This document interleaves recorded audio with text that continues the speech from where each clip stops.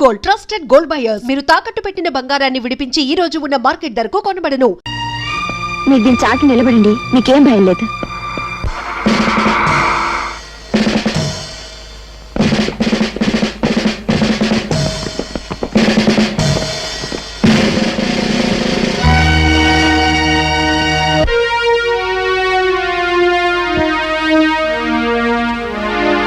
ఇల్లంతా వెతకండి.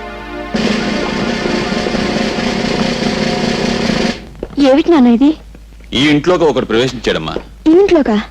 నువ్వు లోపల ఎక్కడో ఉండుంటావు. లేదు నాన్న, పని మనిషి ఇప్పటి వరకు కిందే ఉంది. ఆ మనిషి వచ్చింది నేను చూశానమ్మా. ఒకవేళ మీరు పొరబడ్డారేమో నాన్న. ఒక విషయం నీకు తెలియదు గనక చెప్తున్నాను. కోర్టులో చెంచల హత్య కేసులో దొంగ సాక్ష్యం చెప్పి మనకి సాయపడినవాడు ఇతనే. సావధానంగా ఆలోచించమ్మా. ఆ రోజు నీ భర్తను రక్షించమని అడిగావు. ఈ రోజు నీ భర్తను రక్షించుకుంటావో లేక వేరెవరి కోసమో ప్రాణదానం చేస్తావో బాగా ఆలోచించమ్మా.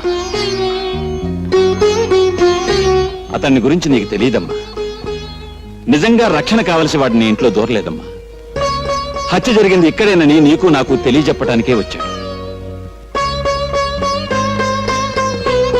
ఈ కేసే తవ్వబడితే నువ్వు లేవు, నేను లేను, ఆఖరికి నీ భర్త కూడా ఉండడు. ఒక్కసారి ఆలోచించమ్మా. అతన్ని మనం పట్టుకోవాలి.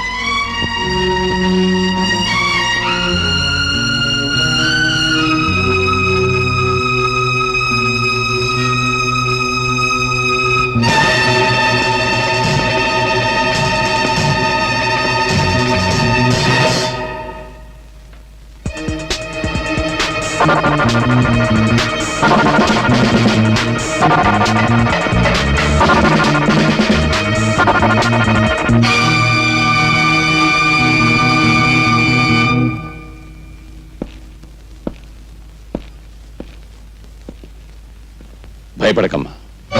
ఆ కుర్రాడి చెల్లెలు నా చేతుల్లో ఉంది. ఆమె కోసమైనా వాడు రాకా మానడు.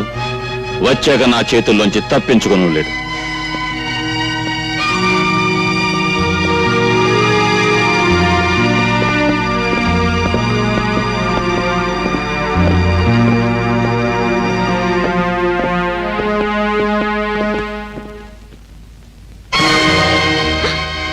మీరా?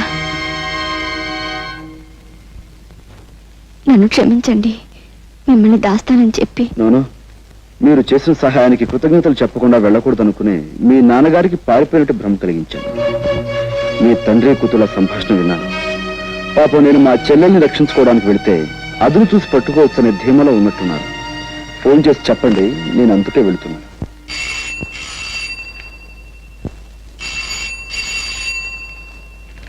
అమ్మా సావిత్రి, మీ అన్నయ్య అనుకుంటాను. ఫోన్ ఎత్తు. మా అన్నయ్య. హలో, నేనమ్మా అన్నయ్యని. అన్నయ్య, నేను ఇక్కడ.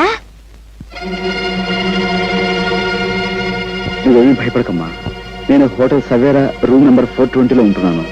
నువ్వు ఏదో రకంగా ఎస్పీ గారిని మాయ చేసి వెంటనే ఇక్కడికి వచ్చేసి నీకోసం ఎదురు చూస్తూ ఉంటాను. సరేమ్మా? ఏముంటున్నాడండి మా అన్నయ్య? నువ్వు ఇక్కడే ఉండమ్మా. ఇంకో అరగంటలో నువ్వు మీ అన్నయ్యని కలుసుకునే ఏర్పాటు చేస్తాను.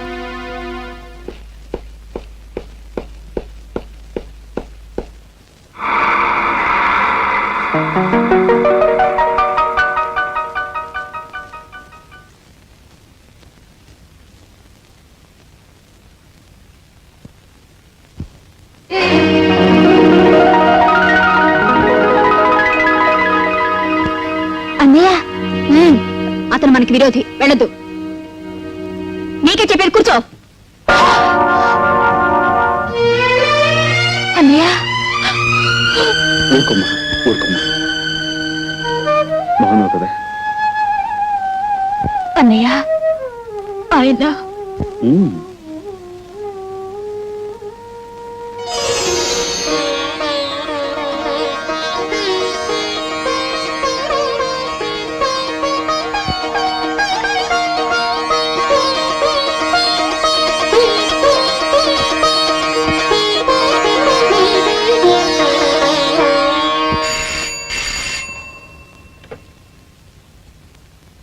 హలో, ఎవరు? ఎస్పీ గారా? నమస్కారం సార్. రాజాని మాట్లాడుతున్నాను.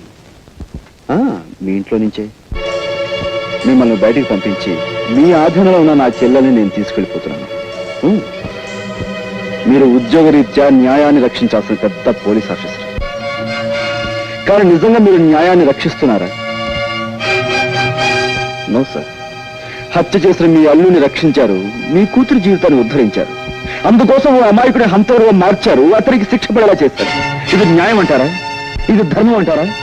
సార్, ఒక్కసారి మీరు వేసుకున్న కాకి బట్టల వంక చూసి ఆలోచించండి సార్.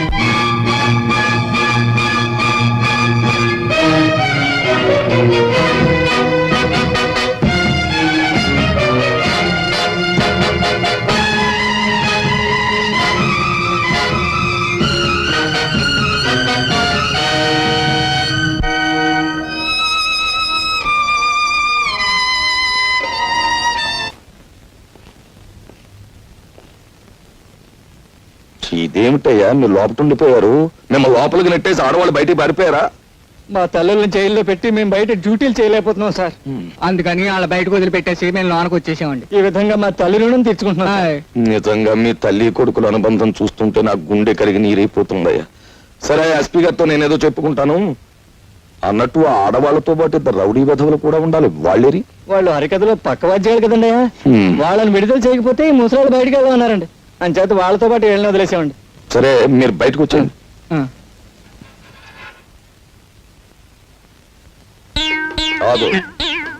చూసి నువ్వు ఉండిపోయా వీళ్ళతో పాటు లోపల? నేను కూడా ఒక దారుణం త్యాగం చేశాను సార్. నువ్వా? వాళ్ళకంటే తల్లులు బ్రతికున్నారు గనక కొడుకులుగా ఏదో త్యాగం చేశారు అంటే నమ్ముతాను. నీకెవరున్నారు? నువ్వు లంచాలు గిల్లుతున్నావని తెలిసి మీ అమ్మ ఎప్పుడో ఊరేసుకు చచ్చిపోయింది కదా. కాదు సార్, కిరసాలు పోసుకుంది సార్. సర్లే, ఏదో ఒకటి. నువ్వు చేసిన త్యాగం ఏమిటో చెప్పు. తులసమ్మ మా ఇంట్లో అద్దుకుంది కదా సార్, ఆవిడ అరెస్ట్ చేశాం కదా సార్. నేను లోపల ఉండి ఆవిడ విడిపించి మహిళా లోకాన్ని గౌరవించాను సార్. అలా గౌరవించడానికి ఆమె ఎంతకిల్లావు?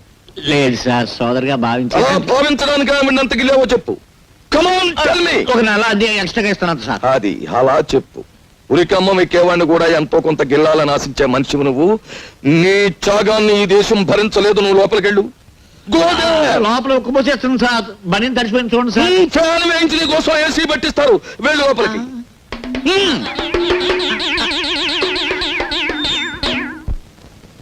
ఏడు కావాలంటే మీ హోటల్లో వేడి వేడిగా ఉన్నాయి, చల్ల చల్లగా ఉన్నాయి, వేడి చల్లగా ఉన్నాయి. అర్జెంట్ గా చెప్పుకో. మీకు డబ్బులున్నాయా? ఊళ్ళో వాళ్ళందరితో పాటు నీకు కూడా ఎదవలా కనిపిస్తున్నానా? గుండు బద్దలు కొడతాను నా కొడక. కుస్తా బహారైపోతావు. చూసావా? అసలు సిసలైన రిజర్వ్ బ్యాంక్ ఆఫ్ ఇండియా 100 రూపాయల నోట్లు చూసావా? వెనకటికి ఎవరో రూపాయి నోట్లతో పొయ్యి వెలిగించుకుని కాఫీ కాచుకు తాగారట. ఆ తర్వాత నేనే 100 రూపాయల నోట్లతో బీడీ వెలిగించుకున్న మగాణ్ణి. గుడ్ మార్నింగ్ పెట్టిన కొడక్క. అన్నయ్య, వాడు ఎవరమ్మా తను? నీకు తెలుసా? వాడు ఎస్పీ గారి మేనలుడు అన్నయ్య. ఉత్త వెధవ. వాడిని చూసి ఎస్పీ గారు భయపడేవారు. వీడు దబాయించి ఆయన చేత పనులు చేయించుకోవడం కూడా నేను చూశాను. బ్లాక్మెయిల్ చేయటం. ఒక్క నిమిషం నన్ను ఎస్పీ గారు మాట్లాడతారు. ఈ ప్రపంచంలో నాకు చేదొచ్చిన విద్య ఒక్కటే. అది కూడా చేయొద్దంటావేంటి? మర్యాదగా మాట్లాడు.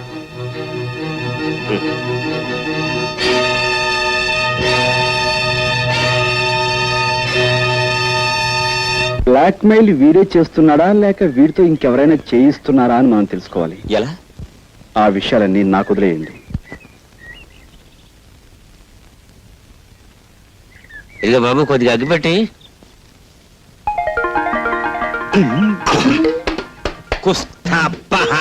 ఇది అండి, మన ఇద్దరికి అసలు నోటికి దొంగ నోటికి ఉన్న దగ్గర పోలికలు ఉన్నాయండి.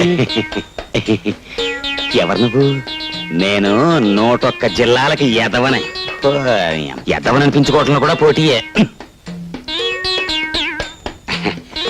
నీ ఎదవతనానికి నా జోహార్లన్నా. నాకు జోహార్లు అర్పించేవాడు నువ్వు అక్కడ కనపడ్డావు ప్రపంచంలో. నీ గొప్పతనం నీకు తెలీదు. నువ్వు హోటల్లో 100 రూపాయల నోటు వెలిగించి బీడీ కాల్చుకున్నప్పుడే తెలిసింది నువ్వు ఎంత గొప్ప ఎదవ్వో. ఆ సప్లైర్ గాడికి నా లెవెల్ చూపించడానికి వెలిగించానన్నా. కానీ క్లబ్కి వెళ్ళాక ఆ 100 వెలిగించినందుకు 100 తన్నులు తినాలి మా ఆవిడతో. క్లబ్బా? ఏ క్లబ్బు? Jackal club. నీ లెవెల్కే అన్నా నువ్వు క్లబ్బు లోపలికి వెడతావు. నన్ను హోటల్ గేట్ దగ్గర గెంటేస్తున్నారు. ఆ క్లబ్ మా ఆవిడదే అన్నా. అంటే మీ ఆవిడ క్లబ్ ప్రొపరైటరా? క్లబ్ ప్రొపరైటర్ వేరే ఉన్నాడు, కానీ మా ఆవిడ ఆడితో మిక్సింగ్ అయిపోయింది. మిక్సింగ్ అంటే అదే, ఇంక నా నోటితో చెప్పించుకో. దీని అబ్బా, దానికి నేను మొగుండన్న గౌరవం ఏమాత్రం లేదు. రాత్రి క్లబ్ మూసేశాక కస్టమర్స్ అంతా వదిలేసిన ఫుడ్ తినమని ఆర్డర్ వేసింది. దాన్ని బట్టి అర్థం చేసుకో ఎంత పెద్ద సైజు ఏతవనం.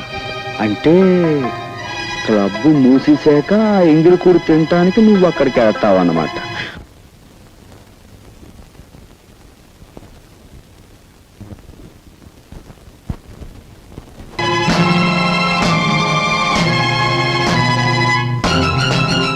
నా ఇష్టం వచ్చిన వాడితో ఆడతాను పాడతాను, మధ్యలో నువ్వెవతివి? నేను ఎవర్నా? నువ్వు కావాలనుకుంటున్న ఆ వెధవకి పెళ్ళాన్ని. పెళ్ళానివా? పెళ్ళం? నువ్వు అతనికి పెళ్ళం, అతను నీకు మొగుడు. అసలు నీలో పెళ్ళానికి ఉండవలసిన లక్షణం ఒక్కటైనా ఉందా? మొగుడు ఎంగిలి పళ్ళాల్లో తింటూ ఉంటే చూస్తూ ఊరుకోవడం పెళ్ళం లక్షణమా? తలకి నూనెలా పెట్టుకోకుండా మాసిన గుడ్డలతో ఊరంతా బికారామల్లా తిరుగుతూ ఉంటే చూస్తూ ఊరుకోవడం పెళ్ళం లక్షణమా? సరే, అతను తప్పు చేశాడే అనుకో, అందుకని బూటకాలతో తన్నడం, అది పెళ్ళం లక్షణమేనా? అతన్ని నీ మొగుడు అంటున్నావు కాబట్టి వెళ్ళిపోతున్నాను. నిజంగా జీవితంలో నాకు అతను లాంటి వాడు దొరికితే నీలాగా భ్రష్టురాల్ని కాను. అతనితో హ్యాపీగా జీవితాన్ని పంచుకుంటాను. వస్తా. పెద్ద సావిత్రి వచ్చింది నాకు బుద్ధి చెప్పడానికి. నువ్వా? రాత్రి అంత గొడవ జరిగాక మళ్ళీ నన్నెందుకు పిలుస్తావు? పిలవకి ఏం చేయమంటావు చెప్పు. అసలు రాత్రి నీకు ఎన్నో సంగతులు చెప్పుకోవాలనుకున్నాను, కానీ అది ఇంత మూలాన్ని నోరు మూసుకోవాల్సి వచ్చింది. మరే రాత్రి నీ మాటలన్నీ విన్నాక నేను ఓ మొగుణ్ణి అన్న సంగతి నాకు జ్ఞాపకం వచ్చింది. అది కాకుండా నీకు పెళ్లి కాకపోయినా మొగుణ్ణి ఎట్ట గౌరవించాలో, ఎట్ట లాలించాలో, ఎట్ట బుజ్జగించాలో నీకు తెలిసినంతగా ఇండియాలో ఎవరికి తెలియదు అనిపించింది. అంచేత నువ్వు అంటే మన ఇద్దరం పెళ్లి చేసుకుందాం. నేను అంటే మాత్రం నీ పెళ్ళం ఊరుకుంటుందా? ఇదిగో దాని సంగతి ఎత్తకో, దానికి విడాకులు ఇచ్చేస్తాను నువ్వు అంటే. సరే, నేను అంటాను, మరి మా పెద్దోళ్ళు ఒప్పుకోవద్దు. మీ పెద్ద నొప్పింది ఎంతసేపు కుస్తా బహార్. నీ అవ్వ, నిన్నే పెళ్ళాడాలని నువ్వు పుస్తకం ముందు అనుకుంటుంటే ఇప్పుడు ఈ ఉడతమొహం పెడతనా ఊరుకొని తీసుకొచ్చి పెళ్ళవుతానంటావా? వీడు చంపేస్తాను. నువ్వన్నది నేను ఉడతమోహం పెడతనా కొడుకునే కావచ్చు, కానీ నా మనస్సు మాత్రం